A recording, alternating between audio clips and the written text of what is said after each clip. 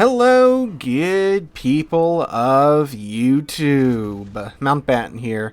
And today, the day of recording, December 1st, the Santa containers have returned to us in the Wonders of the Arctic event. Now, the goal for many of you this the runtime of this event is, of course, to acquire as many of these containers as you can by grinding out your fleet for those wonderful festive certificates and exchange those for these containers and hopefully get as many premium ships as possible out of those containers. Now, there are, of course, some ships that are more desirable than others, and those are the ones that we are going over in today's top 5 video. Haven't exactly worked out exactly what the top of this video is going to be, top 5 Santa container ships. I guess that makes sense, but these are the 5 ships that most of you are going to want to get out of these containers, and if you do manage to get any one of these 5 ships, you are definitely, well, you've spent your RNG for the rest of the year already. By rest of the year, I mean 2025 included, right? Because these are some fantastic ships. These are ships that people dump hundreds, if not thousands of dollars in the game trying to acquire just one of these ships, let alone all 5. So really, you're doing good if you get a ship from a Santa container, right? But if you get any one of these 5, you are batting 1,000, that is for sure. So let's go ahead and get on into it. Coming in at number 5, we have the Tier 10 Soviet light cruiser, the Smolensk. The Smolensk, I mean, you can see the popularity of the Smolensk by taking a look back at the previous Smolensk auction. Not the Smolensk B auction, the Smolensk auction that took place during last year's Black Friday event. I think the winning bid for the Smolensk was somewhere in like the 40-ish thousand doubloon area, which is absurd for a digital boat, right? But this ship has quite the reputation to it. You see, back when the Smolensk was first released, way back in, I don't even know how many years ago, I think it was like 4 years ago that the ship came out. This ship was a real terror to, well, anybody on the same map as it, because she's a Soviet light cruiser with the Soviet shell ballistics, which means her shells are quite comfortable to shoot at range. And range, the Smolensk did have back in the day. 19 kilometers is what you used to be able to get the Smolensk out to with the range mod and the corresponding commander skills when those skills were still an option. So imagine a ship with the fire rate of the Smolensk, which you should be witnessing in the background, the range of 19 kilometers, and those Soviet shell ballistics, which means you can actually hit targets at that range fairly consistently. So, yeah, it sucked being a battleship or really anything going up against a Smolensk because it would just burn you down.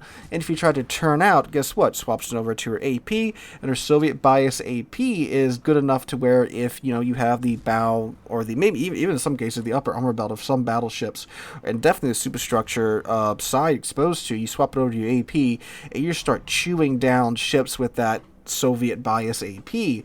So she was quite fearsome and quite annoying to deal with because when you would finally, you know, find the thing outside of its smoke, have its broadside, you shoot all your guns at it, and, well, you get a bunch of overpins because the thing barely has any armor. You gotta catch it angled or bow on to really pin it and citadel it unless you have like short fuse AP like the Conqueror does. So that was a nice counter to it back in the day. But yeah, so it would, you know, melt away half of your HP, you get its broadside, blast it, and you do like, you know, maybe 5,000 damage and overpins, right? So it was incredibly annoying to play against. Now, the Smolensk has been nerfed quite a bit, thankfully, since her release. Really, with the commander rework that, you know, really murdered her range. Now you can only get a range out to like 16 kilometers and change with the module because the old commander skills are no more, thank God. And at 16 kilometers, the ship is still more than capable of just farming down whatever the hell she wants to farm down. You still get the Soviet bias shells and the Soviet bias AP. You still have the Hydro and the 8-kilometer torpedoes. And you still have that no armor, best armor scheme that she's got going on there. So she's still a really, really annoying ship to have to deal with. But thankfully, you know, within 16 kilometers, there's a lot more, well, a lot less space for the Smolensk to run away from you from that range, and you can at least disengage from it, get outside of 16 kilometers, and use your large caliber battleship guns to respond to her finally, rather than, well, Keep in mind too, this is a light cruiser that outranged quite a few battleships that would see it, like tier 8 battleships. A lot of those guys, 18 kilometers, that's the max of their range. So there were many a case where this thing outranged the battleships it was farming down, right? But thankfully no more. Thank God, at least. But if you do get it, it's a super good damage farmer. It's very easy to play too. You pop your smoke, hold down left mouse, things die, right? So it's easy to play, but if you really know what you're doing, you can be a real menace with a Smolensk still today, especially against like destroyers and light cruisers.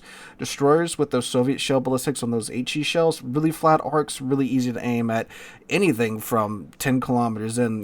Destroyer size, you don't really have much problem hitting anything at any range with small lens, but destroyers, particularly from 10 kilometers in, they're going to have a bad day. Light cruisers with that AP, it will tear through most light cruisers that it can run up against in its matchmaking bracket. So it's still a really good ship today. If you manage to pick one of these guys up, you are indeed a lucky captain for sure. Going down to number 4, we have the one, the only, the legend herself, the Julius Caesar, the Tier 5 Italian battleship. She's still in the containers this year, and if you get this thing, you have the OG OP boat. This guy, the Julius Caesar, man, she is, I don't even know how old this ship is. I'm pretty sure she came out like within a year of the game launching, and she is quite fearsome indeed. And what's neat about the Julius Caesar is that she's OP in a different way from most overpowered quote-unquote ships nowadays. Most ships nowadays, they have one, maybe two characteristics that are phenomenally crazy, and that's what makes them OP. But the Julius Caesar, it's not that she's really good or just amazing at one thing, it's that she's just decent at everything. Her armor is decent. Her speed and maneuverability is decent. Her guns are decent. She's just all around decent and pretty darn good.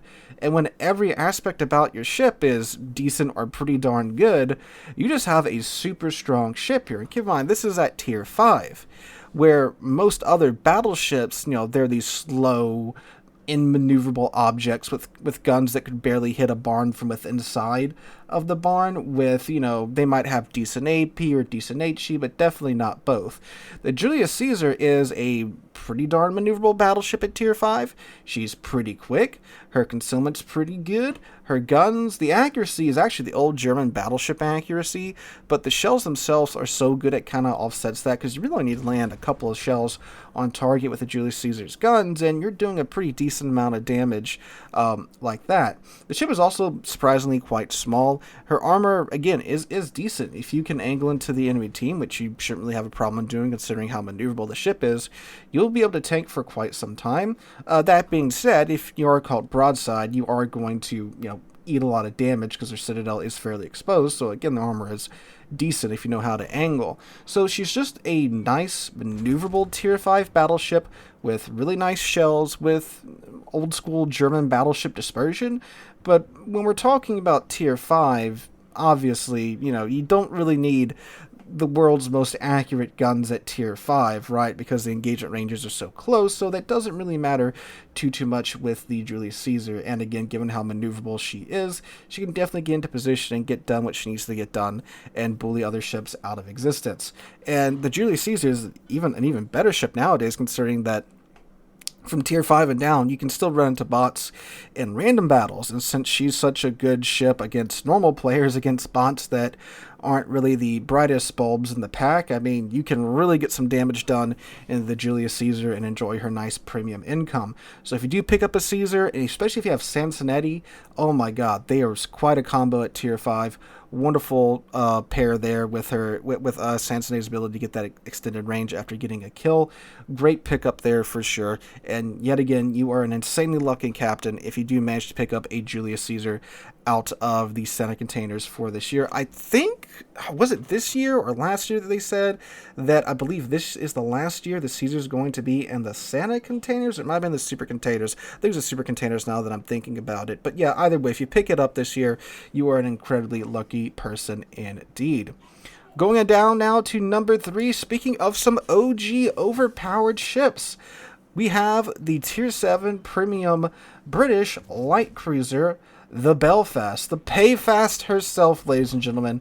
She is available in this year's Santa Containers, and, well, she is still just as crazy as she was all those years ago. Now, what does make the Belfast so crazy at Tier 7? Well, she is a British light cruiser that's allowed to have HE shells for starters, which there was a very wise man that worked for Wargaming that saw the spamming ability of the British light cruiser and said, you know what, ships like this do not need HE shells. I often think of what happened to that man and where he went, because they certainly need him back. But Belfast was exempted from this role, given HE shells, and she's also given smoke, hydro, and radar, all at Tier 7, which is an absurd amount of utility for a Tier 7 ship to have. It's not really until we get to like Tier 8 and Tier 9 in some lines that you see that level of utility. You know, smoke, hydro, and radar all at once, that's kind of nuts. But here we have it at Tier 7 with the Belfast.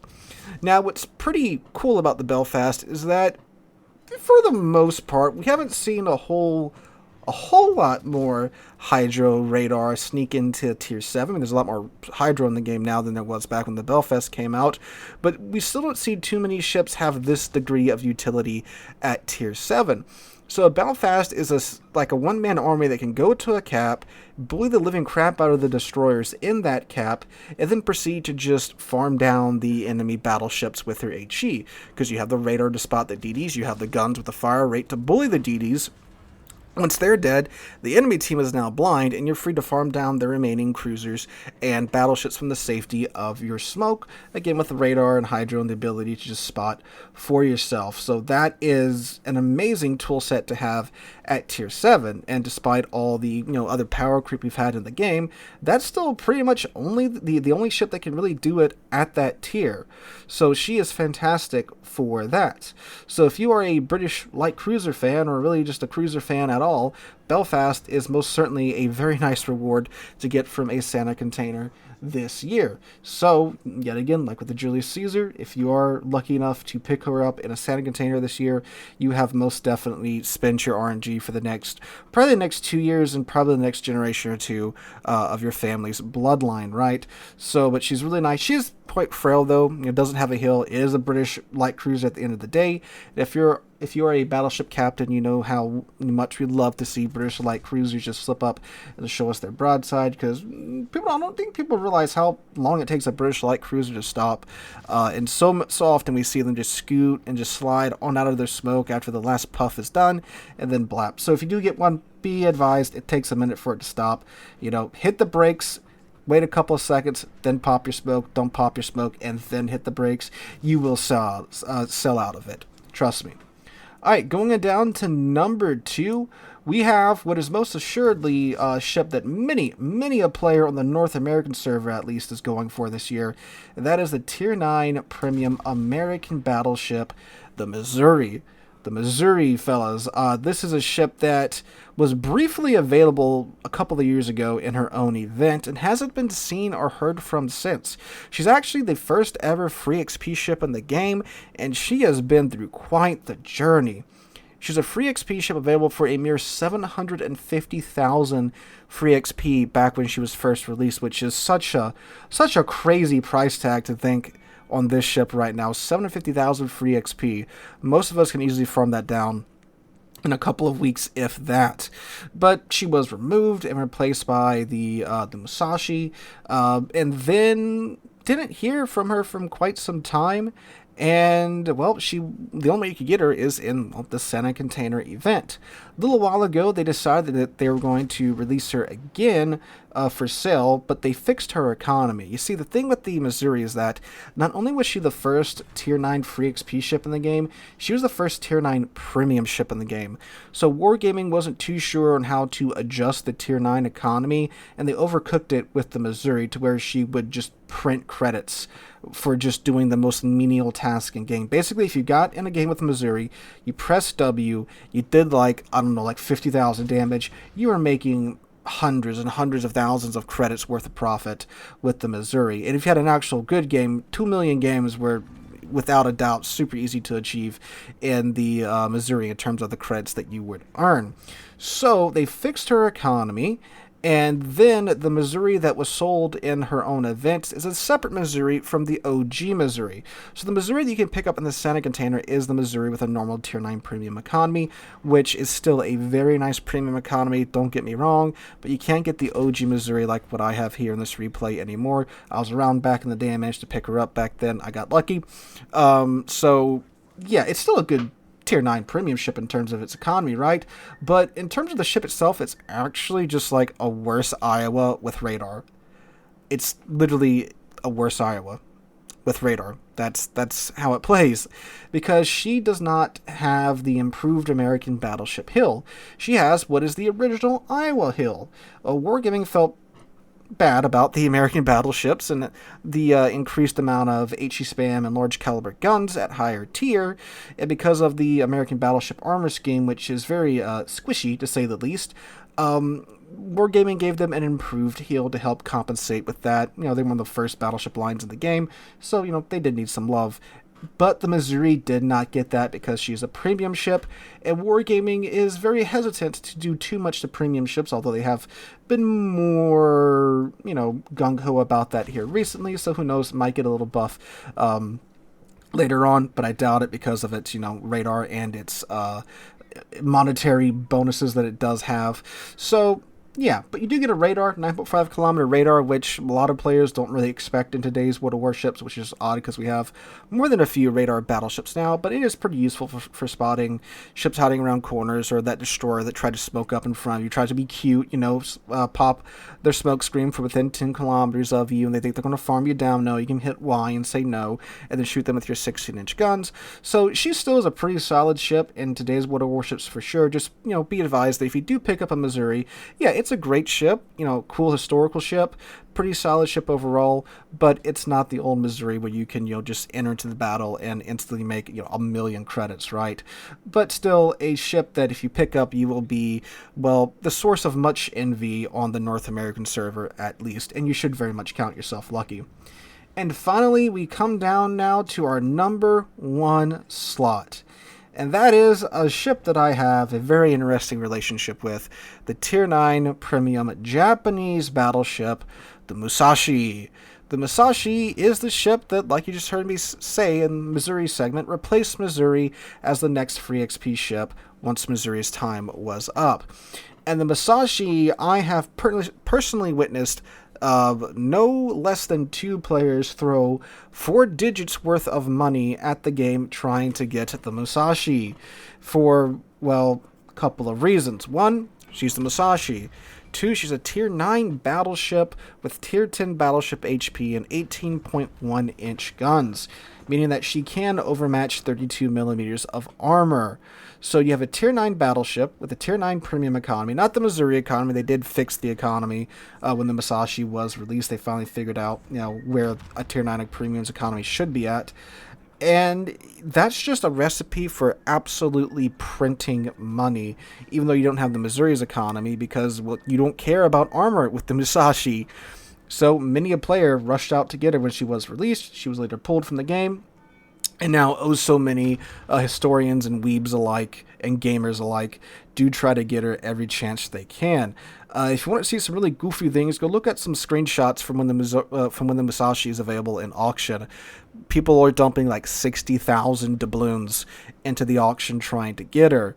So I think it's a pretty clear indicator of, you know, how much the player base doth desire for the Musashi.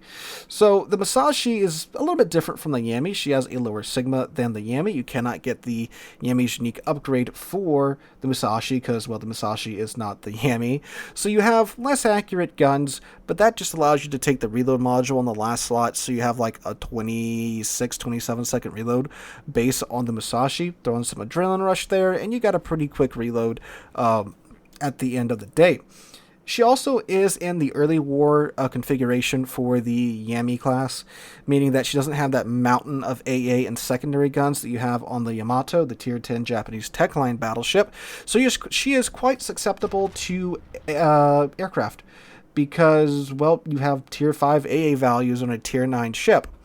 And that has caused me to say many a time that I don't think the Musashi is really worth it for what you usually have to go through to get her in today's World of Warships, because again, you have to dump tens of thousands of doubloons in the auction for her, or you have to get really lucky in the center container event, which usually involves buying, again, from what I've personally witnessed, thousands of dollars being thrown at the game in order to acquire her. So I don't really think she's worth it because, well, Tier 9 matchmaking, we have super ships now, super CVs that love to see Musashi. So it's basically a free, almost 100k damage for them because they can just bully you because you don't have AA as far as they're concerned, right?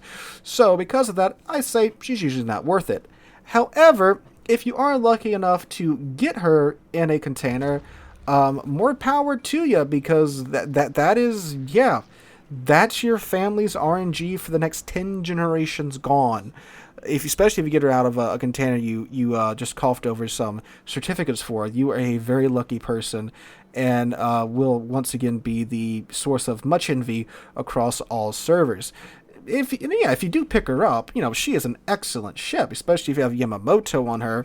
She's the, between herself, the Shikishima, and the Yami, she's the one that I've popped Yamamoto's Kraken skill the most on, which is really funny thinking about it, because how much I say the ship isn't worth it, but I got, more Krakens on her with Yamamoto equipped than I have on the Yami or the Shikishima, which is really funny, because now you have a 15-second reload time and a free 40% heal to go along with your tier 10 battleship, basically in a tier 9 slot. So yeah, she is really good. And again, if you do pick her up in this event, congratulations, you have basically won the lottery at this point. Now, I'm not saying go throw thousands of dollars at the game and trying to get her right. She's not worth it at that point. There are much better, ships you can just buy if you're willing to throw money at the game than, throwing $2,000 trying to get this one ship out of the game. Again, keep in mind, CVs are a thing. They're going to kick you till you die because you have no AA, right? So yeah, better things can be done with that money than trying to buy one single digital ship in the game. But yet again, if you do manage to pick her up from this event, more power to you. Enjoy your Musashi. You have one of the best tier 9 premiums in the game. So guys, those are my top 5 Santa Containers ships. Let me know what you guys think in the comments down below. If you have been so lucky to acquire one of these ships in your Santa Containers so far, let us know in the comments down below so we can all be very jealous of you. Hope you guys have a wonderful Monday and wonderful rest of your week. Hope to catch you guys in the next one.